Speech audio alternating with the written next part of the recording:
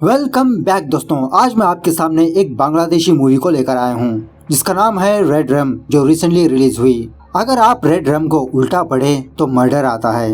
इस मूवी की कहानी भी कुछ इसी तरह की है। सच में इस मूवी की कहानी बहुत ही ऑसम लगी मुझे। लेकिन बंगाली और बांग्लादेशी मूवीज में मुझे एक ही माइनस पॉइंट लगता है और वो है स्लो स्क्रीन प्ले, वरना बाकी सब ठीक ठाक ही होता है। तो चलिए, शायद वीडियो लंबी होने वाली है, लेट्स स्टार्ट। और उससे पहले लुटा दो प्यार, फॉलो इंस्टाग्राम। मूवी की शुरुआत में ही किसी जगह पर एक जबरदस्त पार्टी चलती रहती है। रहमान नाम का एक बहुत बड़ा बिजनेसमैन अपने घर में पार्टी रखता है। अख्तर नाम का एक बंदा इस पार्टी को आकर रहमान को एक कीमती वोडका बॉटल गिफ्ट करता है।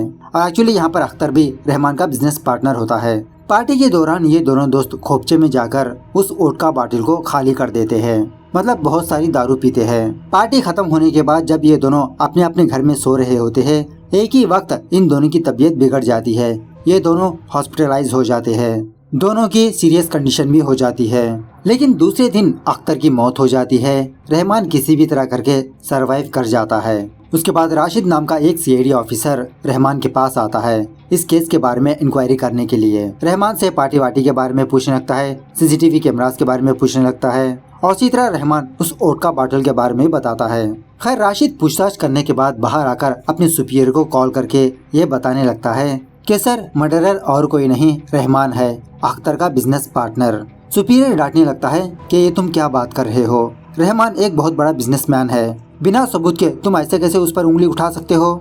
रहमान अपनी थियरी अपने सुपीरियर को बताने लगता है कि जहर एक्चुअली वोडका के बोतल में नहीं था, बल्कि आइस क्यूब्स में था। पार्टी के दौरान रहमान अख्तर को लेकर खोपचे में गया दारू वगैरह पीने के लिए। वहाँ पर रहमान ने ऑलरेडी आइस क्यूब्स में जहर मिला के रखा था। दारू पीते वक्त रहमान ने आइस का इस्तेमाल नहीं किया, अख्तर ने किया था। और फॉरेंसिक रिपोर्ट को गुमराह करने के लिए रहमान ने उस वोडका बॉटल में थोड़ा सा जहर मिला दिया। अब राशिद के कैरेक्टर के बारे में बात करें तो डिपार्टमेंट में इसको ह्यूमन लाइट डिटेक्टर कहते हैं। मतलब राशिद सामने वाले इंसान के इमोशंस, हाव भाव को देखकर ये समझ जाता है कि सामने वाला इंसान सच कह रहा है या झूठ। इस काइंड ऑफ साइकोलॉजी थिंग। बहुत ही लंबा एक्सप्लेनेशन है, मैं इसमें जाना नहीं चाहता। जब राशिद रहमान से सवालात कर रहा था, इस चीज को भाप लिया था। खैर, अब राशिद की पर्सनल लाइफ के बारे में बात करें तो राशिद फिलहाल तो अकेला है। ये हमेशा अपनी गर्लफ्रेंड को याद करते रहता है। इसकी गर्लफ्रेंड का नाम होता है लुबना। लुबना कुछ सालों पहले सुसाइड कर लिया था अपना कन्फेशन वीडियो बनाकर। राशिद हमेशा उसी वीडियो को देखते रहता है, लुबना को मिस करते रहता है। खैर, दूसरे सीन में एक प्रेग्नेंट लड़की को दिखाया जाता है जो घबराते हुए जंगलों में इधर उधर भाग रही होती है, क्योंकि इसके पीछे एक स्ट्रेंजर पड़ा होता है इसको मारने के लिए। बहुत भागने के बाद फाइनली वो स्ट्रेंजर उस लड़की को पकड़कर उसके पेट में बार बार स्टैब करके उसे मार देता है। लेकिन बाद में पता चलता है कि ये तो इस लड़की का एक नाइटमेयर था। इस लड़की का नाम होता है नीला खान। बगल में ही इसका हस्बैंड होता है, इसके हस्बैंड का नाम होता है सोहेल खान। और फिलहाल ये दोनों रूटीन चेकअप के लिए हॉस्पिटल आते हैं क्योंकि नीला प्रेग्नेंट है। नीला और सोहेल ये दोनों पहली बार अपने बच्चे की हार्ट बीट को सुनते हैं। इस तरफ सोहेल का फादर नीला के फादर करीम को कॉल करके ये खुशखबरी सुनाता है कि आप नाना बनने वाले हो, अब तो आप अपने बेटी को देखने के लिए आओ। लेकिन करीम फटाक से फोन काट देता है क्योंकि नीला और सोहेल की लव मैरिज हुई थी। नीला अपने फादर को इग्नोर करके सोहेल से शादी की थी। तब से लेते हुए करीम अपनी बेटी से बात तक नहीं की। इस तरफ नीला और सोहेल हॉस्पिटल से बाहर आ रहे होते हैं। सोहेल के कुछ फैंस सोहेल को घेर लेते हैं, सेल्फी लेने लगते हैं क्योंकि सोहेल एक बहुत बड़ा म्यूजिशियन होता है। तभी टीवी में ये न्यूज चलती रहती है कि राशिद ने अख्तर के केस को भी सॉल्व कर दिया। मिस्टर अख्तर का मर्डरर और कोई नहीं, उसका बिजनेस पार्टनर मिस्टर रहमान है। ये न्यूज नीला और सोहेल भी देखते रहते हैं। और एक्चुअली यहाँ पर बात ये है कि राशिद सोहेल का फ्रेंड होता है। सोहेल राशिद को कॉल करने लगता है उसको कांग्रेचुलेशंस बोलने के लिए, लेकिन उस वक्त बेचारा राशिद गम में होता है, उसका फोन पिक नहीं करता। अब सोहेल की पर्सनल लाइफ के बारे में बात करें तो सोहेल की माँ मर चुकी होती है, जिसकी वजह से सोहेल का फादर एक और शादी कर लिया। सोहेल का एक सौतेला भाई भी होता है, इसका नाम होता है मुर्तुजा। और इस बंदे का कैरेक्टर कुछ अजीब ही होता है। हमेशा मुर्तुजा नीला को गंदी नजर से ही देखता रहता है और इसी तरह अपने रूम में आकर अपने कंप्यूटर में नीला की फोटो कट करके दूसरे औरतों की बॉडी पर चिपकाता रहता है। वारे इसकी एडिटिंग। खैर, डिनर वगैरह करने के बाद नीला और सोहेल ये दोनों टेरेस पर जाते हैं। सोहेल नीला के लिए एक गाना गाता है। सुबह होने के बाद सोहेल की मेड घर में आती है काम वाम करने के लिए। तभी वो मेड ये देखती है कि सोहेल के कमरे के बाहर खून है। वो मेड घबराते हुए फौरन सोहेल के माँ बाप को बुलाती है। सोहेल के फादर के पास इस कमरे की डुप्लीकेट चाबी होती है। उस रूम को ओपन करने के बाद ये लोग ये देखते हैं कि सोहेल के कमरे के अंदर सोहेल की लाश है, खून में लथपथ। और यहाँ पर अजीब बात ये है कि इतना हंगामा होने के बावजूद भी नीला घोड़े बेचकर सो रही होती है। बहुत देर बाद नीला अपनी नींद से जागती है। वो सोहेल की लाश को देखकर चीखने चिल्लाने लगती है और इसी तरह बेचारी अनकॉन्शियस हो जाती है, मतलब बेहोश होकर नीचे गिर जाती है। उसके बाद सीन फ्लैशबैक में जाने लगता है। मतलब होल मूवी में ऐसे कुछ फ्लैशबैक सीन्स है। कॉलेज डेज में नीला बहुत अच्छी डांसर होती है। उसी कॉलेज में राशिद और सोहेल भी पढ़ते रहते हैं। कॉलेज डेज से ही सोहेल नीला को बहुत प्यार करते रहता है, चुप चुप के उसे देखते रहता है। हालांकि उस वक्त नीला का एक बॉयफ्रेंड होता है जिसका नाम होता है मारूफ। नीला और मारूफ ये दोनों एक दूसरे में बहुत खुश होते हैं। इसके बावजूद भी सोहेल नीला से प्यार करते रहता है। और इसी तरह राशिद की भी एक गर्लफ्रेंड होती है जिसका नाम होता है लुबना। खैर प्रेजेंट डे पर राशिद सोहेल की ऑटोप्सी रिपोर्ट लेने के लिए हॉस्पिटल आता है। डॉक्टर कहने लगता है कि सोहेल को किसी शार्प नाइफ से काटा गया है, फॉर एग्जाम्पल ब्लेड या तो फिर सर्जरिकल नाइफ। और किलर ने सोहेल को मारने से पहले नींद की दवाइयाँ दी थी। बेचारा राशिद अपने दोस्त की लाश को देखकर बहुत अफसोस करता है। खैर दूसरे दिन सोहेल का फुनरल होता है। सारे न्यूज चैनल्स में यही न्यूज फैली होती है। इतने दिनों के बाद करीम अपनी बेटी के पास आता है, उसे हौसला दिलाता है। रात होने के बाद मुर्तजा अपने कमरे में कुछ अलग ही लेवल की एडिटिंग करता है। वो अपना चेहरा निकालकर सोहेल के चेहरे के पास चिपका देता है।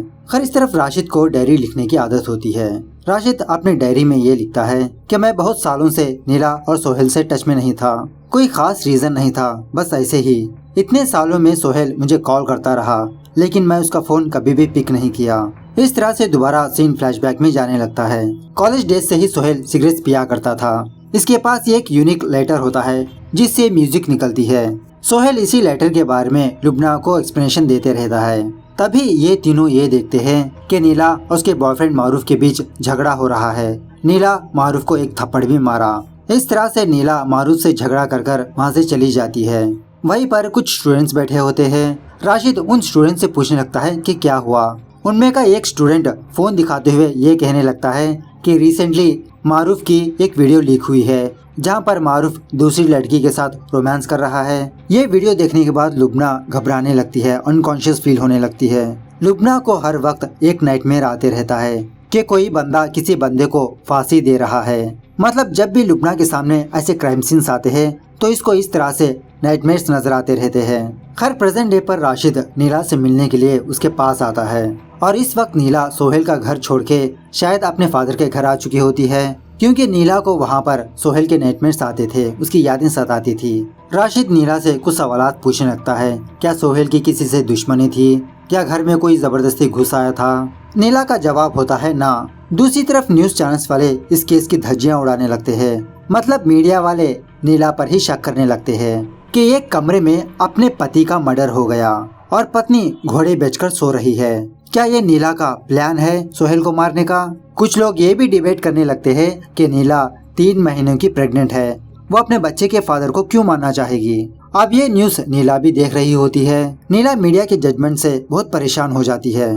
सीन दोबारा फ्लैशबैक में जाने लगता है। जब नीला और मारूफ का ब्रेकअप हो गया था, नीला किसी जगह पर बैठी हुई थी, तभी इसके पास इसका एक प्रोफेसर आता है और इसे कहने लगता है कि आने वाले दिनों में एक कल्चरल प्रोग्राम है, उस प्रोग्राम में तुमको डांस करना है और सोहेल म्यूजिक प्ले करेगा। इस तरह से कहते हुए सोहेल का इंट्रोडक्शन देने लगता है नीला को। अब नीला पहले से ही डिस्टर्ब होती है, ये ना चाहते हुए भी इस प्रोग्राम को करने के लिए एक्सेप्ट कर लेती है। कुछ दिनों बाद यही प्रोग्राम चलता है। सोहेल म्यूजिक प्ले करता है, नीला बहुत ही ब्यूटीफुल डांस करती है। दूसरी तरफ लुबना को ऐसे नाइटमेयर्स आने की वजह से ये डिप्रेशन में जाती रहती है। लुबना ने ऑलरेडी 2 बार सुसाइड करने की कोशिश की थी, लेकिन इसकी माँ ने इसको बचा लिया था। इसीलिए राशिद लुबना की बहुत केयर करते रहता था। सीन दोबारा प्रेजेंट पर शिफ्ट होता है। राशिद अपने टीम मेंबर से मर्डर वेपन के बारे में पूछने लगता है। तलाशी के दौरान पुलिस वालों को सोहेल के घर में कोई भी मर्डर वेपन नहीं मिला और ना ही कोई ऐसे साइन है जो जबरदस्ती सोहेल के घर में घुस आया हो। सारे खिड़की दरवाजे बंद थे। लेकिन यहाँ पर एक अजीब बात है। सोहेल के फादर के पास सोहेल के कमरे के 2 डुप्लीकेट चाबीज होती है, उनमें से एक चाबी मिस है। बाद में हमें ये बात पता चलती है कि वो मिस हुई चाबी मुर्तजा के पास है। जब कोई भी घर में नहीं होता, मुर्तजा सोहेल के कमरे में जाकर नीला के अंडरगारमेंट्स टच करते हुए उनको फील करते रहता है, अपनी हवस मिटाते रहता है। हर सीन दोबारा फ्लैशबैक में जाता है। वो प्रोग्राम खत्म होने के बाद धीरे धीरे नीला और सोहेल ये दोनों एक दूसरे के करीब आने लगते हैं। इन दोनों की दोस्ती बढ़ जाती है। कुछ दिनों बाद ये दोस्ती प्यार में बदल जाती है। हर प्रेजेंट पर काफी सारे मीडिया वाले नीला को कॉल करके उसके इंटरव्यू के बारे में पूछते रहते हैं, लेकिन नीला उन लोगों को गालियां देते हुए फोन काटती रहती है। दूसरे दिन राशिद सोहेल के फैमिली मेंबर्स को इंट्रोगेशन के लिए पुलिस स्टेशन बुलाता है। पूछताछ के दौरान सोहेल का फादर नीला पर ही शक करता है। सोहेल की मां से पूछने पर सोहेल की मां भी नीला पर ही शक करती रहती है। उसके बाद राशिद मुर्तजा को बुलाता है। मुर्तजा कहने लगता है कि ये बचपन से ही सोहेल को पसंद नहीं करता, हमेशा इन दोनों में लड़ाई झगड़ा होते रहता था। राशिद पूछने लगता है, तुम्हें क्या लगता है सोहेल का मर्डर किसने किया होगा? मुर्तजा कहने लगता है, बैटमैन ने किया होगा। एक्चुअली मुर्तजा दिमागी तौर से कुछ ठीक नहीं होता। उसके बाद नीला से पूछताछ करने पर नीला मुर्तजा पर शक करती है, क्योंकि डुप्लीकेट चाबी मुर्तजा के पास है और जब जब मुर्तजा इसके कमरे में आकर इसके अंडरगारमेंट्स को टच करते रहता है, ये खुद एक बार नीला ने देखा था। उसके बाद राशिद पूछने लगता है कि आखिरी दिनों में तुम्हारा और सोहेल का कैसा रिलेशनशिप था? नीला हिचकिचाते हुए कहने लगती है, ठीक ही था, नॉर्मली था, हमारा बच्चा होने वाला था ना, हम दोनों बहुत खुश थे।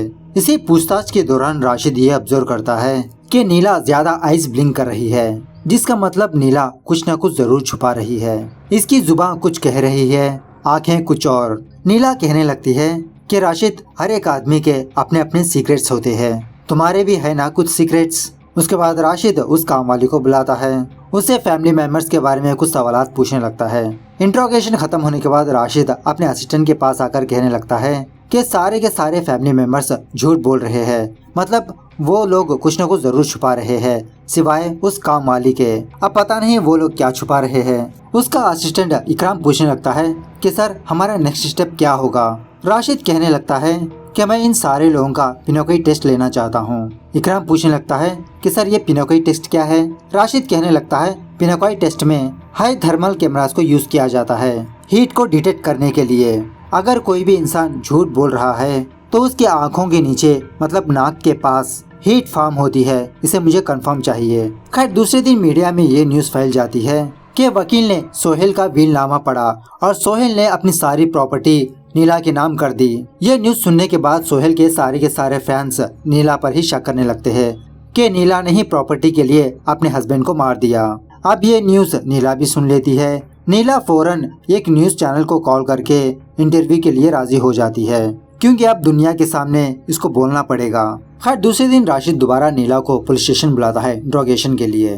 राशिद नीला के गले में एक लॉकेट को देखता है जिस पर एक डेट लिखा होता है 11/11/12। सीन दोबारा फ्लैशबैक में जाता है। कॉलेज डेज में किसी दिन लुबना ने सोहेल और नीला को ये लॉकेट गिफ्ट पे दिया था। जब नीला और सोहेल का लव सक्सेस हुआ था, उसी डेट को प्रिंट करके लुबना ने इन दोनों को दिया था और नीला ये लॉकेट आज भी पहनी हुई है। खैर, दूसरे दिन नीला अपना इंटरव्यू देने के लिए किसी चैनल पे आती है।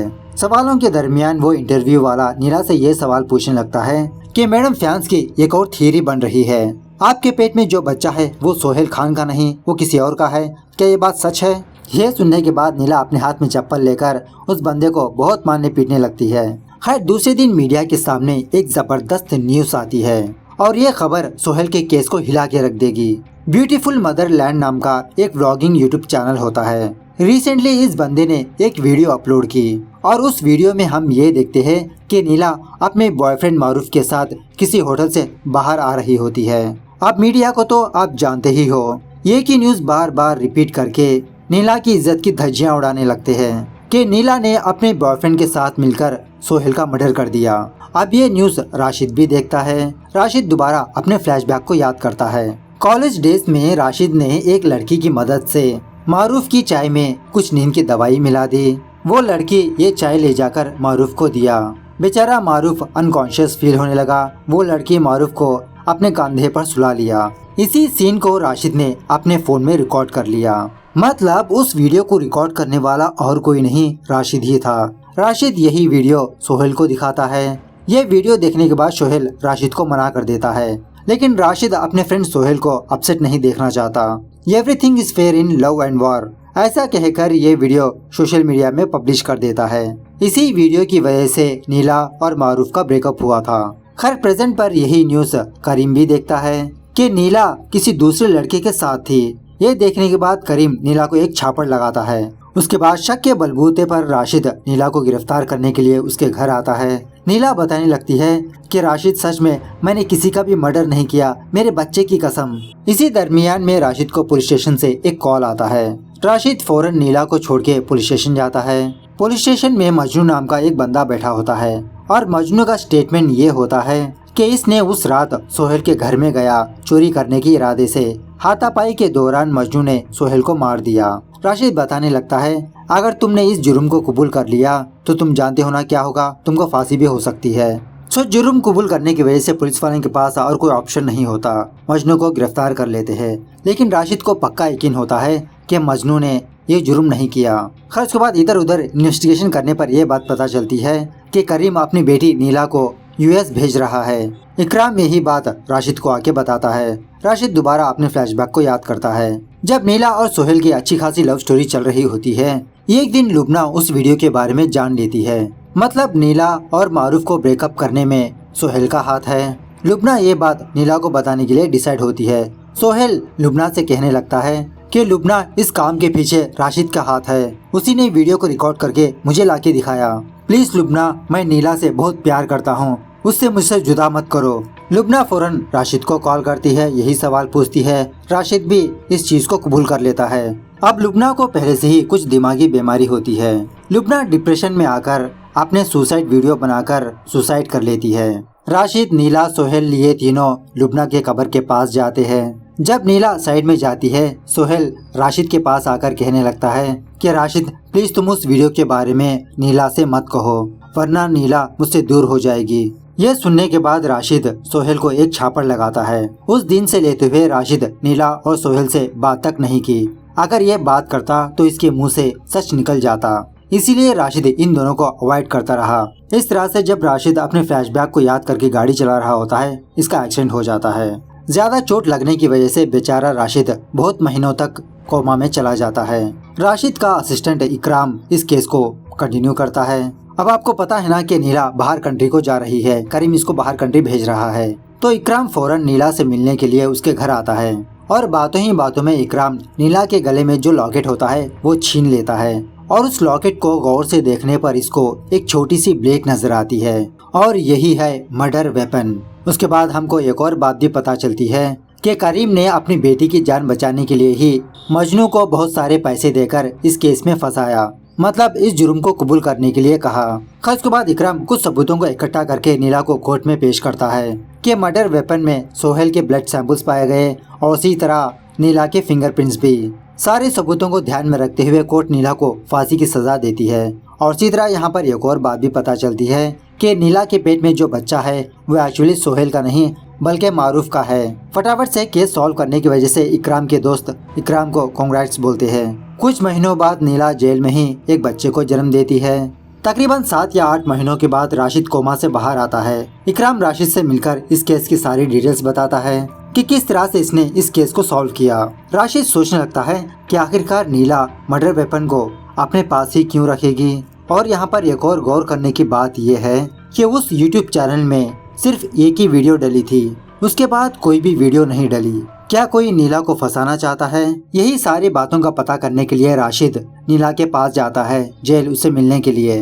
राशिद को देखते ही नीला कहने लगती है, अगर तुम दोनों ने मेरे साथ वैसा किया नहीं होता तो आज मेरी जिंदगी कुछ और होती, मैं कहीं और होती। इस तरह से नीला असली कहानी को बताने लगती है। तकरीबन 1.5 साल पहले एक लड़की नीला के पास आई थी और ये लड़की वही है जो मारूफ की चाय में नींद की दवा मिलाई थी राशिद के कहने पर।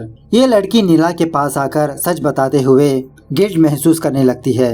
तब जाके नीला को ये बात पता चलती है कि ब्रेकअप करने में राशिद और सोहेल का हाथ है। इतने साल तक ये एक झूठी जिंदगी जीती आ रही है। उसके बाद नीला किसी भी तरह करके मारूफ का पता कर लिया, उससे जा मिली, उससे सॉरी कहा और उस वक्त मारूफ ने शादी तक नहीं की। अब सच जानने के बाद नीला सोहेल से नफरत करने लगी। जब सोहेल शहर में नहीं होता, नीला मारूफ से जा मिलती। ये दोनों एक दूसरे के करीब आने लगे। देखते ही देखते नीला मारूफ के बच्चे की माँ बन गई और सोहेल को ये बताकर कन्विंस किया कि ये बच्चा इसी का है। मारूफ और नीला इन दोनों ने ये प्लान किया कि बच्चा पैदा होने के बाद ये दोनों कंट्री छोड़ के दूसरी जगह पर चले जाएंगे। इस तरह से नीला राशिद को सच बताते हुए रोने लगती है और इसी तरह इसने सोहेल का मर्डर भी नहीं किया। खैर राशिद घर आने के बाद एक साइकोलॉजिकल वीडियो को देखता है। इस वीडियो को देखने के बाद राशिद सोहेल के केस को सॉल्व कर लेता है और यहाँ पर असली कहानी रिवील होती है। एक्चुअली नीला और सोहेल के गले में 2 आइडेंटिकल लॉकेट्स होते हैं, लेकिन इन दोनों लॉकेट्स में थोड़ा सा डिफरेंस होता है। उसके बाद राशिद उस होटल के पास जाता है जहाँ पर नीला और मारूफ की वीडियो लीक हुई थी। उसी जगह पर राशिद किसी बंदे के हाथ में सोहेल के म्यूजिक वाले लेटर को देखता है। ऑफ कोर्स ये लेटर किसका है आपको याद है ना, सोहेल का। कॉलेज डे से ही सोहेल इसी लेटर को यूज करता रहा है, मतलब उस यूट्यूब चैनल को क्रिएट करने वाला सोहेल ही था। सोहेल ने ही जानबूझ के नीला और मारूफ की वीडियो बनाई थी। एक्चुअली जब नीला और मारूफ का पैचअप हो गया था ये बात सोहेल को भी पता थी। नीला चुप चुप के मारूफ से जा मिलती थी। सोहेल नीला को फॉलो कर रहा था। ये जानकर बेचारा सोहेल बहुत दुखी होता है कि नीला के दिल में अब ये नहीं बल्कि मारूफ है। तभी से सोहेल एक प्लान बनाया। सोहेल ने अपना भेष बदलकर नीला और मारूफ की वीडियो रिकॉर्ड की। ये एक यूट्यूब चैनल बनाकर उस वीडियो को यूट्यूब में अपलोड कर दिया और उस वीडियो को शेड्यूल पर रख दिया। उसके बाद वन फाइन नाइट सोहेल अपने प्लान को एग्जीक्यूट किया। अपने गले में जो लॉकेट होता है उसको एक मर्डर वेपन बनाया। उस लॉकेट में अपने ब्लड सैंपल को छोड़ा और नीला को क्लोरोफॉर्म सुंघा के उसे बेहोश करके अपने लॉकेट्स को एक्सचेंज कर लिया। मतलब सोहेल अपना लॉकेट नीला के गले में डाल दिया और नीला का लॉकेट अपने गले में। उसके बाद सोहेल कुछ नींद की दवाइयाँ ली ताकि इसे दर्द महसूस ना हो। एक छोटा सा ब्लेड लेकर अपने खुद का गला काट लिया और उस ब्लेड को बाथरूम के होल में फेंक दिया। गला काट लेने के बाद बहुत ही मुश्किल से सोहेल बाथरूम से निकलकर अपने कमरे में आया। नीला को देखते हुए अपनी जान दे दी। मतलब सोहेल सुसाइड करके इसको मर्डर का रूप दिया, क्योंकि अब नीला के दिल में सोहेल तो नहीं, इसीलिए सोहेल नीला को फंसाने के लिए ऐसा किया। ये सब कुछ जानने के बाद राशिद जेल जाने लगता है नीला को बचाने के लिए, क्योंकि उस वक्त नीला को फांसी लगने वाली होती है। लेकिन लास्ट में ये बात पता नहीं चली कि राशिद ने नीला को बचाया भी या नहीं भी। शायद राशिद नीला को बचा लिया होगा, क्योंकि नीला जिस हालत में है उस हालत में लाने वाला राशिद ही था। सारे फसाद की जड़ यही बंदा है। इस तरह से ये मूवी यहाँ पर दी एंड होती है। तो मूवी कैसे लगी कमेंट करके बताना जरूर। मिलते हैं अगली वीडियो में, तब तक take care, bye bye, see you soon.